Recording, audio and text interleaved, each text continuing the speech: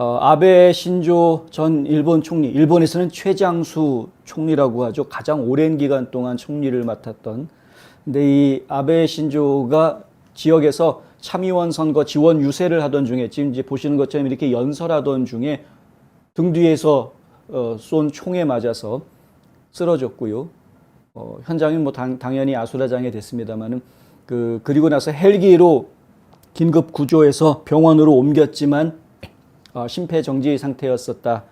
그리고 이제 아베 신조 전 총리의 아내가 병원에 도착하자 사망 선고를 내리는 그런 이제 일이 있었습니다. 향년 67세. 아베노믹스라는 단어가 저의 기억 속에 항상 남아 있을 정도로 일본에서는 그래도 이제 우파의 상징적인 인물로 이야기됐던 인물인데 지금 많은 전 세계의 지도자들이 애도를 표하고 있기는 합니다만은 왜 이런 일이 벌어졌는지에 대한 조사가 조만간에 이제 본격적으로 이루어져서 발표가 좀 나와야 되지 않을까 이렇게 지금 보고 있고요. 범인으로 현장에서 체포된 야마가미 데츠야는 41세로 나와 있는데 전에 그 전직 해상자위대의 장교로 3년 반 정도 근무를 했었다고 합니다. 그리고 지금 사용된 총기도 보면은 본인이 직접 만든 것으로 보이는데요. 죄송합니다. 지금 이 사진을 보시면은 지금 이제 아베 총리가 총탄에 맞고 쓰러져 있는 상황인데 등 뒤에서 쐈는데 왼쪽 목하고 가슴에 이렇게 지금 상처가 나서 출혈이 있었던 것으로 현장에서 파악이 됐고요. 긴급하게 심폐소생을 하는 그런 작업이 있었습니다만은 구급차가 도착하기까지는 5분 정도의 시간이 걸렸고 헬기가 도착하기는 또 11분 정도의 시간이 지났었다. 뭐 이런 이야기들이 있었습니다. 그래서 좀 더 빨리 하지 못했던 것에 대한 아쉬움들에 대한 이야기들이 지금 나와 있고요. 그리고 지금 총기를 보면은 이렇게 보시는 것처럼 굉장히 둔탁하게 생겼죠. 쇠파이프 같은 거를 검은 테이프로 막 둘러서 싸서 직접 조립해서 만든 것 같은 그런 모양의 총기입니다. 근데 지금 이제 이 사건을 두고 뭐 여러 가지 이야기들이 나오고는 있습니다만은 제가 이제 황당한 거는 미국에서 나오는 이야기들 중에는 총기 사건으로 자꾸 이야기하려고 하는 이게 무슨 미국에서 벌어지고 있는 총기 난사 사건하고 연결시키려는 것 같은 그런 인상을 가지는 기사들을 내놓는데 이건 말도 안 되는 기사들을 내놓는 거죠. 그러니까 미국 사람들이 일본을 이해를 못해도 한참 못하는 뭐 이런 상황, 역사적인 문맥 이런 거 전혀 없이 그냥 뭐 총기 사고가 났고 총리가 암살당했다 뭐 이러니까 그냥 총기 사건으로 자꾸 이 얘기를 하려고 하는데 그렇게 이야기하면은 앞뒤가 좀 안 맞는 이야기고요. 그리고 만약에 총기 사건으로 이야기를 하려고 한다고 하면 아무리 총기를 규제하더라도 이렇게 사고를 저지를 사람들은 얼마든지 직접 총을 만들어서 사고를 저지를 수 있다는 것을 보여주는 예가 되기 때문에 총기 규제가 아무런 의미가 없다라는 것을 반증하는 사건이 됩니다. 그런데도 불구하고 CNN 같은 언론들이 이것을 일본은 총기가 엄격하게 규제된 나라이기 때문에 어쩌고 저쩌고 뭐 총을 뭐 만들어 가지고 했니 어쩌니 뭐 이런 이야기들을 보도하는 것 자체가 제가 볼 때는 좀 웃기는 앞뒤도 안 맞는 웃기는 이야기.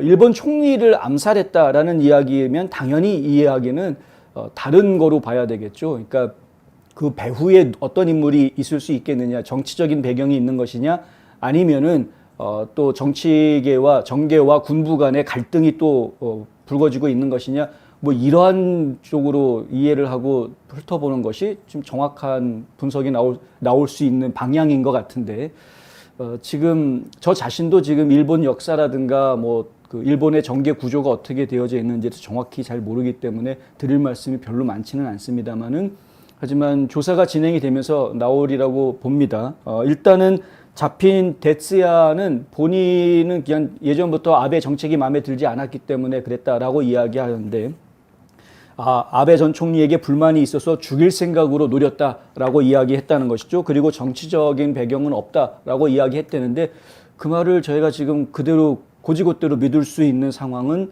사실은 좀 아닌 것 같아요. 왜냐하면 아베 총리가 물론 지금 일본 자민당에서 굉장히 거대 주류를 이끌고 있는 수장이라고는 하지만 그래도 현직에서 지금 떠나 있는 상태이고 건강도 그렇게 썩 좋은 상태도 아니었고 그러니까 아베의 정책이 싫어서 그랬다라고 아베를 죽일 정도의 지금 상황은 아니잖아요. 지금 현직 총리가 따로 있지 않습니까? 기시다 후미오 총리, 기시다 후미오는 마치 친형이 죽은 것처럼 막 울먹거리면서 이거는 비열한 범행이고 결코 용서할 수 없다 뭐 이렇게 이야기하는데 뭐 좀 안타깝고 끔찍한 사건이긴 하지만 현장 영상을 한번 보시겠습니다. 어떤 상황이었는지.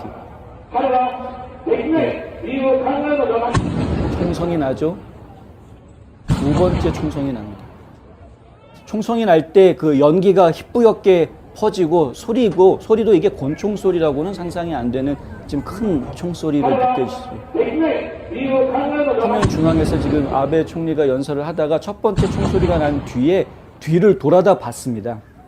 뒤를 돌아다 봤는데 두 번째 총성이 나면서 푹 쓰러지죠, 갑자기. 첫 번째 총격은 좀 빗나갔던 것 같고 두 번째 총격을 바로 맞은 것 같은데, 예. 어쨌든 저희가 뭐 고인의 명복을 빌고 이것이 지금 이틀밖에 남지 않은 이제 하루 앞으로 다가오게 됐는데요. 일본의 지금 참의원 선거에 어떤 영향을 주게 될지 일본은 참의원과 중의원으로 나뉘어져 있는데 그게 상원과 하원의 구조로 되어져 있고요.